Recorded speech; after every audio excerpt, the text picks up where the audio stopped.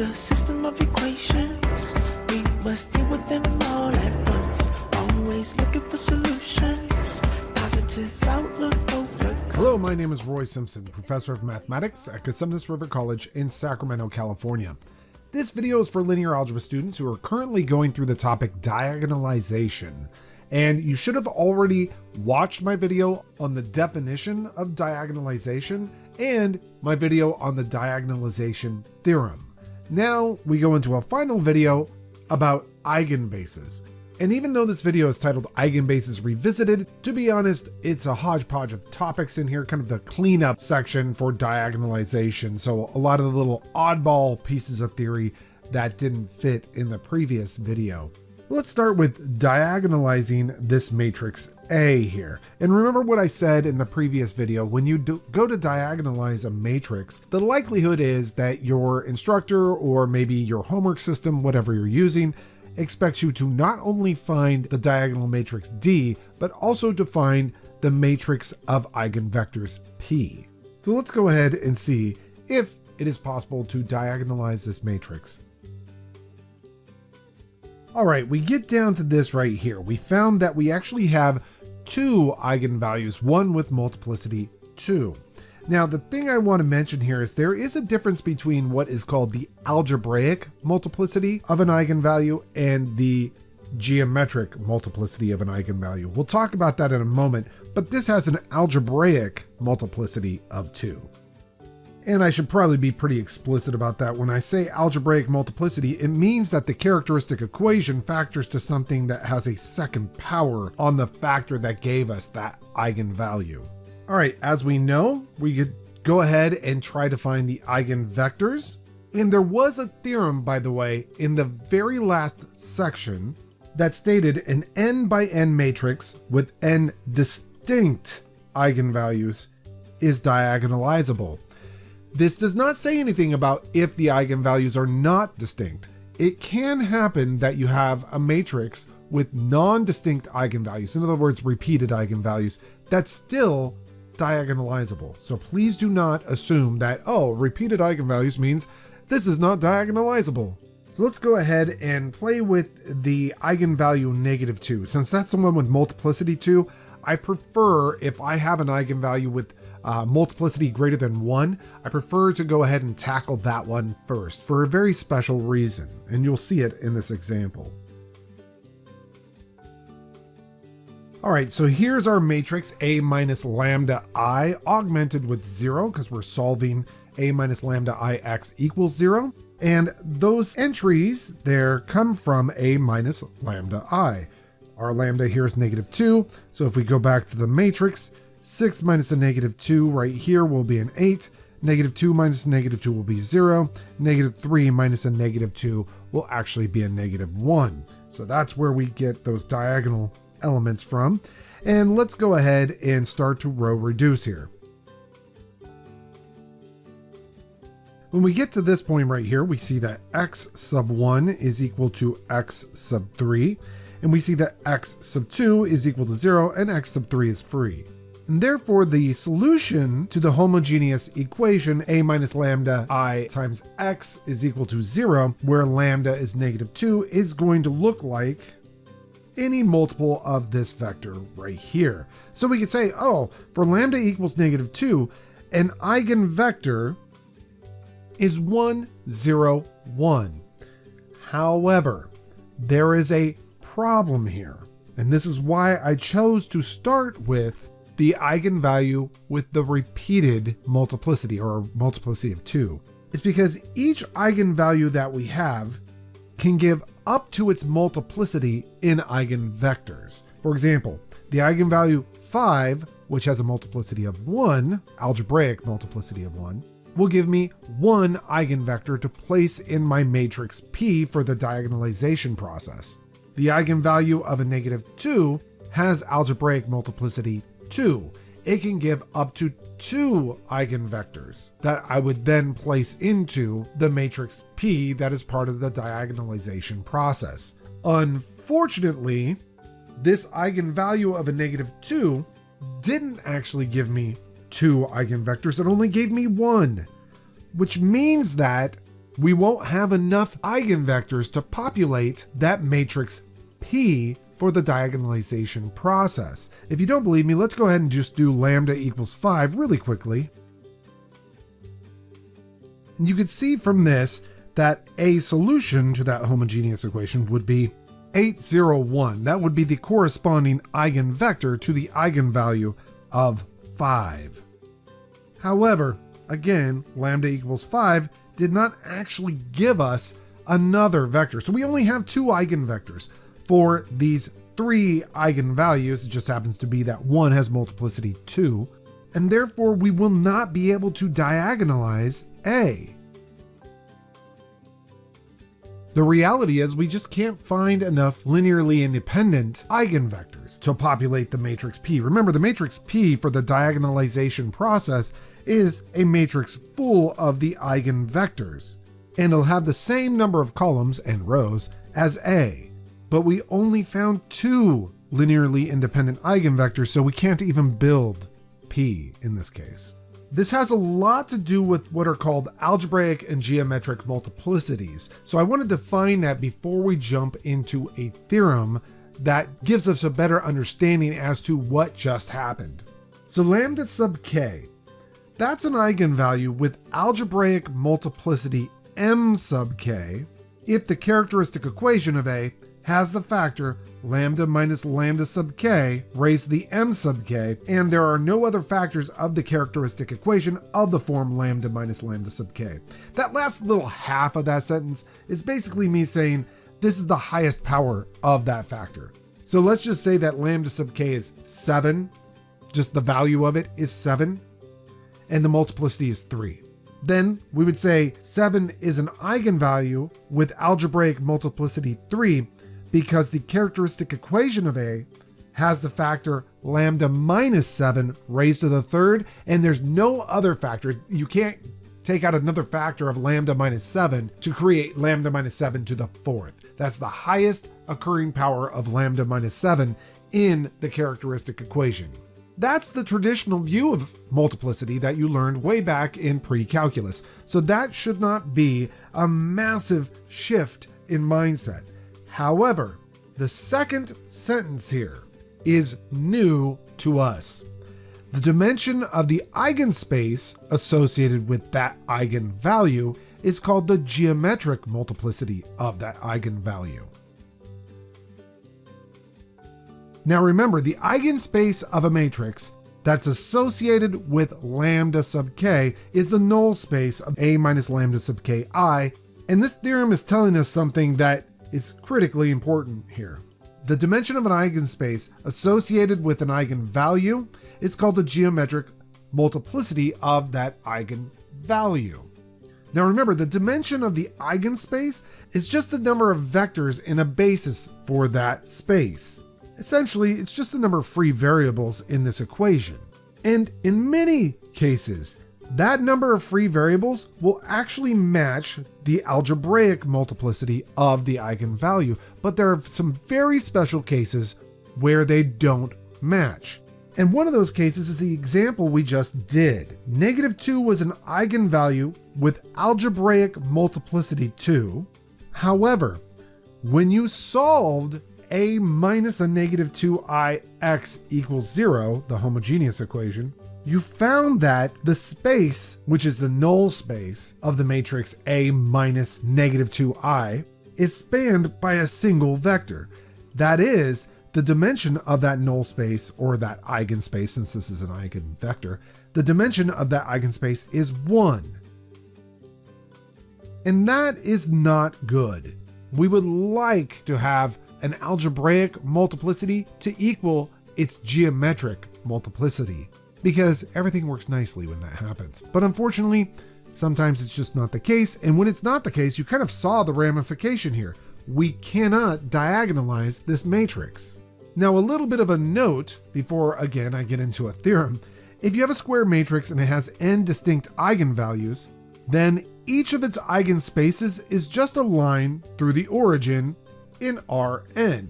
Again, going back to the example we started with, if we take a look at the eigenvalue lambda equals 5, its associated eigenvector which was 8, 0, 1, that's a line going through the origin.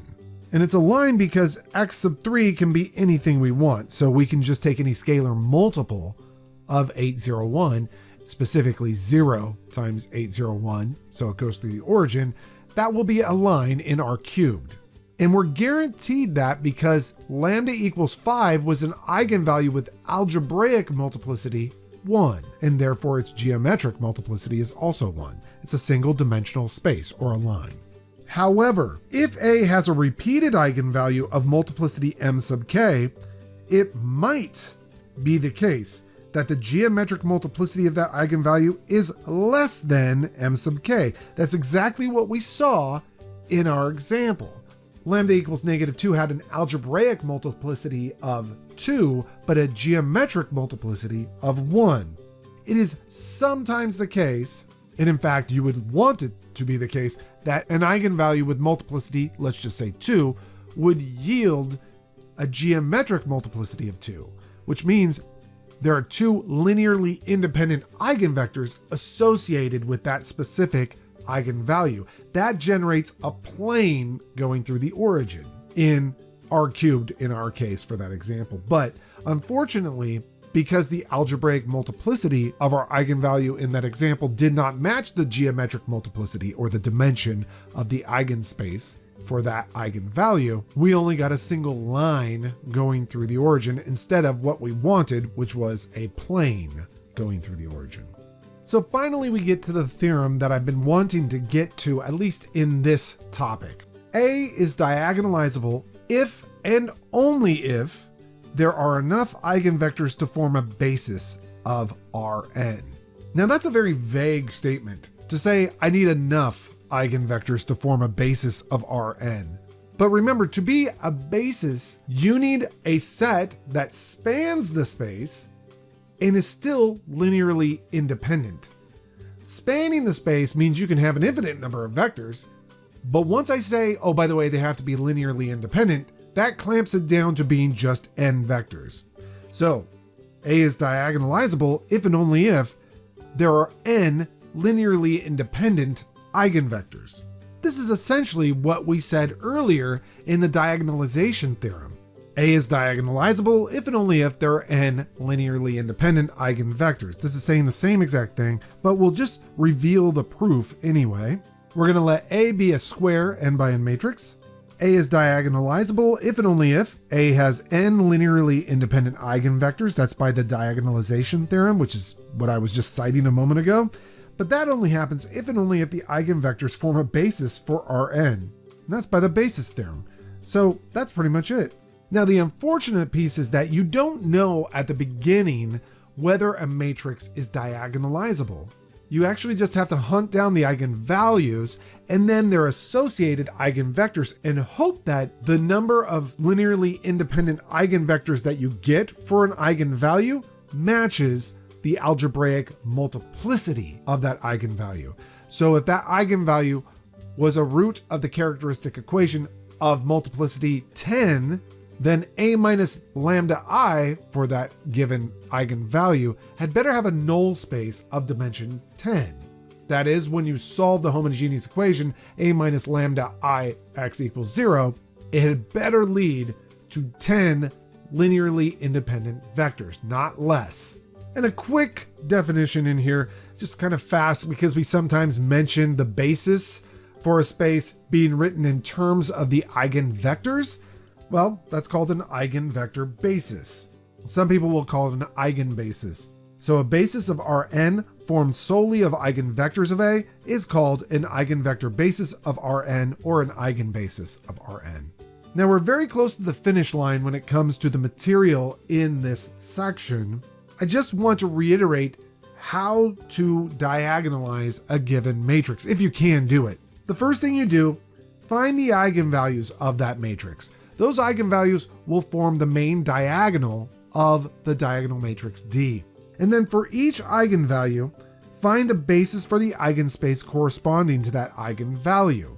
That's a fancy way of saying that for each eigenvalue, find its eigenvector, or if that eigenvalue has a multiplicity greater than 1, find a linearly independent set of eigenvectors where you have the same number of eigenvectors as you have algebraic multiplicity on that eigenvalue. If you can't match up the algebraic multiplicity with the geometric multiplicity, that is, if you cannot find the same number of linearly independent eigenvectors as that eigenvalue has multiplicity, then A is not diagonalizable. The third step is, if after doing all this, we have a set of n linearly independent eigenvectors, then your matrix is diagonalizable. The set of eigenvectors forms the columns of P, and their corresponding eigenvalues forms the diagonals of the matrix D. And we've already done a few examples, so there's no real need for me to do another one in this video. But it would be nice to wrap up the video with a couple theorems that can be useful at times. The first one here actually summarizes a few of the things that I've been hinting at. Let A be an n by n matrix whose eigenvalues are lambda sub 1 through lambda sub p. Notice I didn't say through lambda sub n, even though we have an n by n matrix.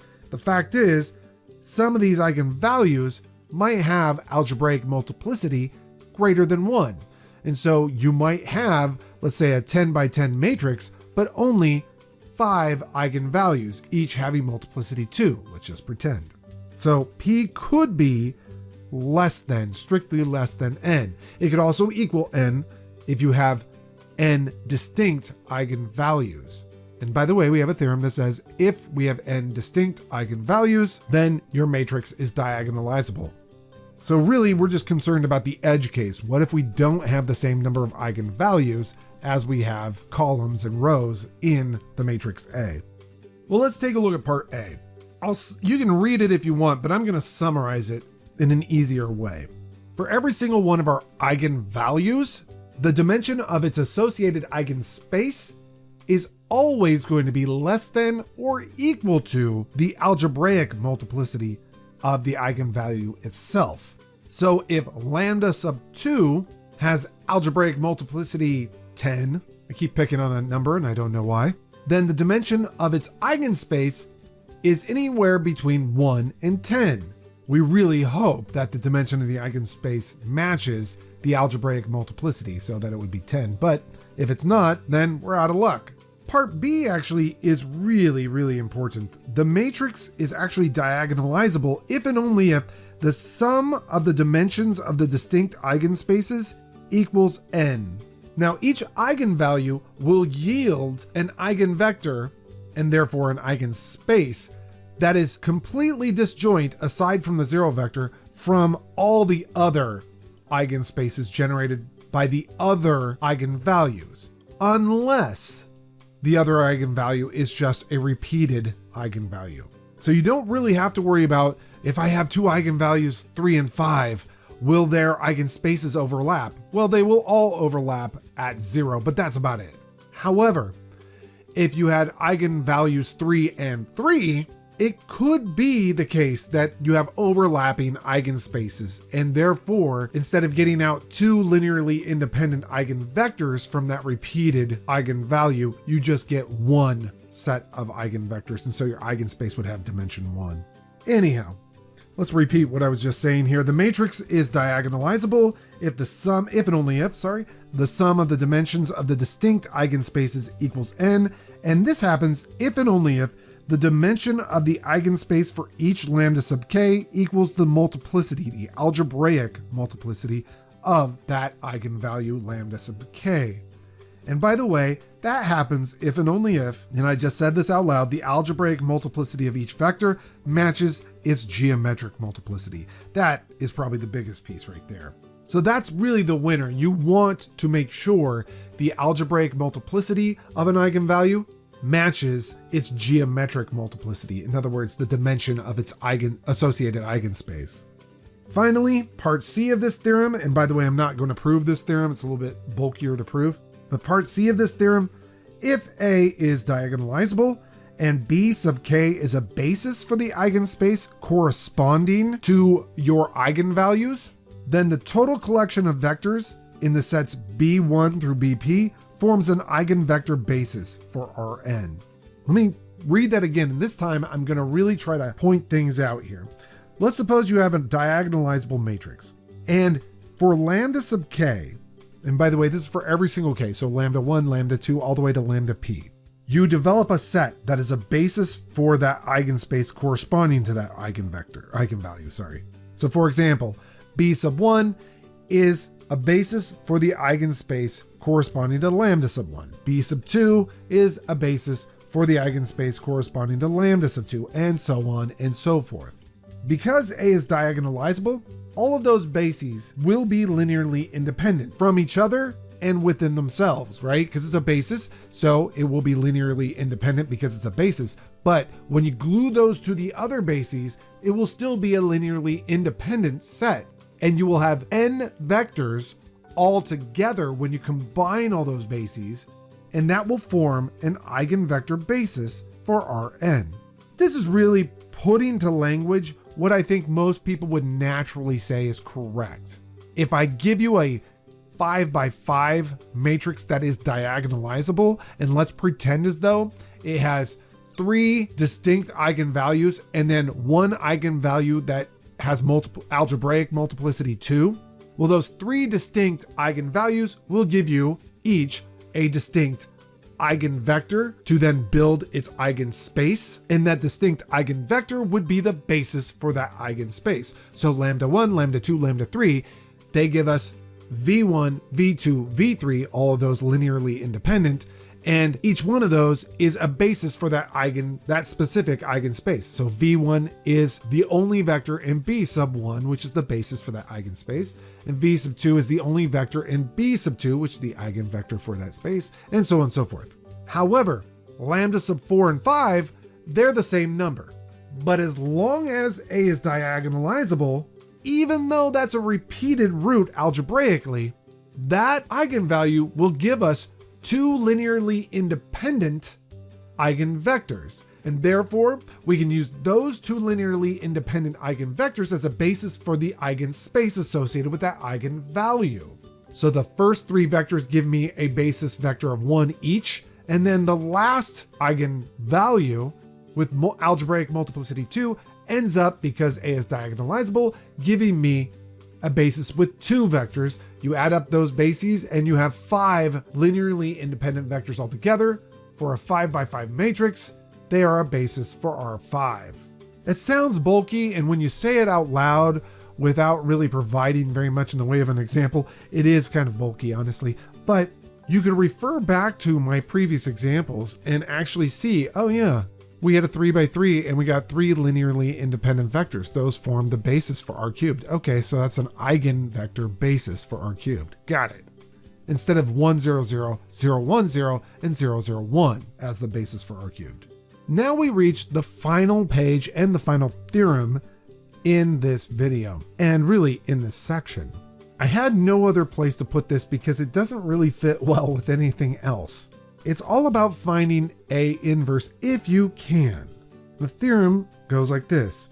Suppose A is diagonalizable. Now I'm going to stop right there. Just because A is diagonalizable, it does not mean that A inverse exists. Let me just say that again. Diagonalizability does not imply invertibility. And by the way, that's a terribly long word. But being able to diagonalize a matrix does not mean that matrix is invertible. And we'll see it in this theorem as to the extra condition we need. So suppose that A is diagonalizable and that P inverse AP, in other words, the similarity transformation, leads us to a diagonal matrix. Okay. Now, as I said, this will not tell us immediately that A inverse exists. There has to be some other condition. Oh, wait a second. There is the other condition. If all the diagonal entries in D are non-zero, then A inverse exists. And that should make sense, because if you think about this equation right here, if I told you that P inverse AP is equal to D, and then you were to say, okay, well that means that A is equal to P dP inverse, you could take the determinant of both sides. Now remember, the determinant of a product is the product of determinants. So the determinant of A is equal to the determinant of P times the determinant of D times the determinant of P inverse.